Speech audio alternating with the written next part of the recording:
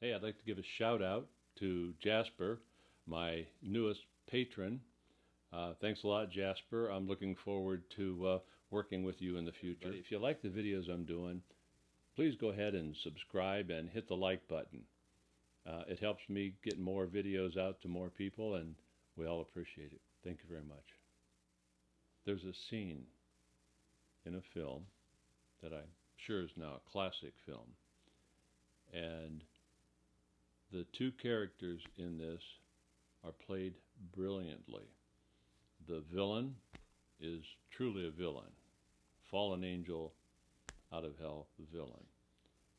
And the hero, well, he's had better days, so he's sort of a fallen hero. But he comes up to meet the moment when it's required of him.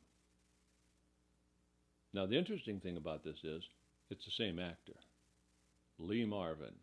If you're not familiar with the actor Lee Marvin, you should be.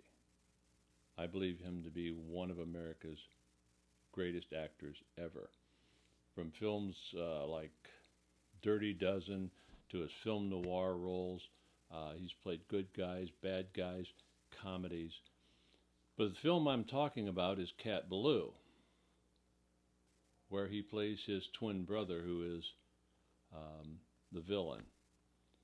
And there's a scene in Cat Ballou where there's a funeral for Jane Fonda's father in the film, and several people standing around, and they're having this Jewish ceremony with the lighted candles around the casket.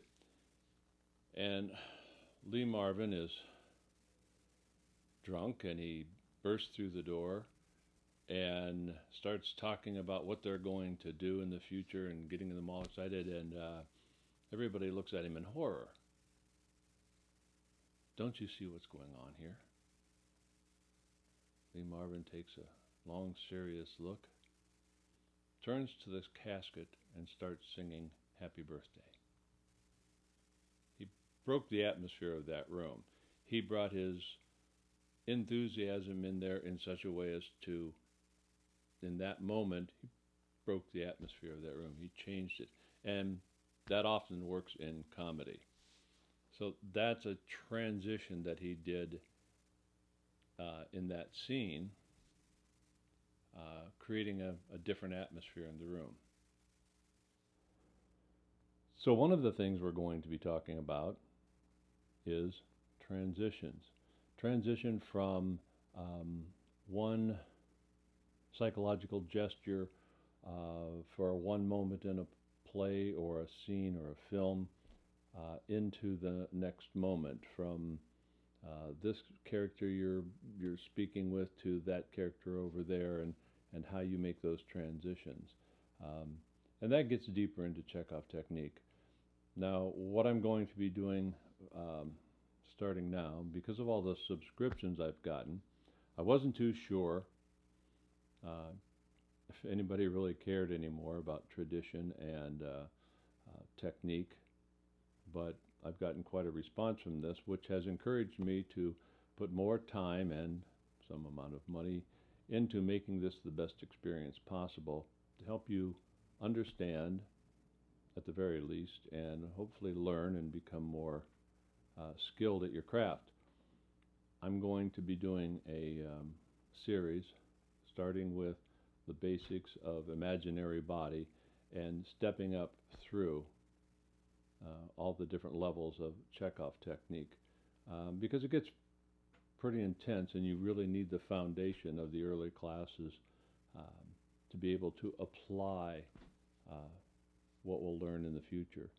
Now, I'm going to be putting these in depth on Patreon, and I will set the tiers at the levels for beginner, intermediate, and advanced.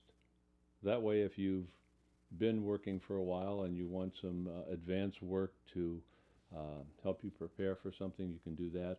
Also on Patreon, I will be doing live coaching, or over the internet coaching, anyway, a live chat. So all of this is coming up. I hope you enjoy it. And if you have comments, let me know. I learned years ago that if you're doing teaching properly, if you're doing it right, you should also be learning.